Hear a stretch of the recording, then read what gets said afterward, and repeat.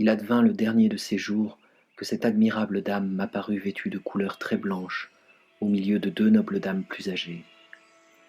Et passant par une rue, elle tourna les yeux du côté où je me tenais tout craintif. Et, avec cette ineffable courtoisie qui est aujourd'hui récompensée dans le siècle sans fin, elle m'adressa un salut à si grand effet que je crus voir les dernières bornes de la béatitude, où je me mis à penser à cette courtoisie.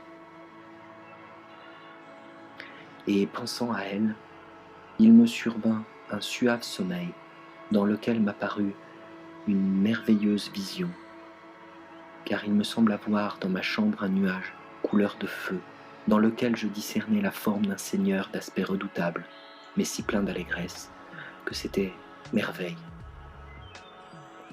Par ces paroles, il disait maintes choses que je ne comprenais pas, excepté quelques-unes parmi lesquelles celle-ci, Ego Dominus Tuus, je suis ton maître. Dans ses bras, il me semblait voir une personne nue, mais enveloppée d'une légère étoffe de couleur rouge sang.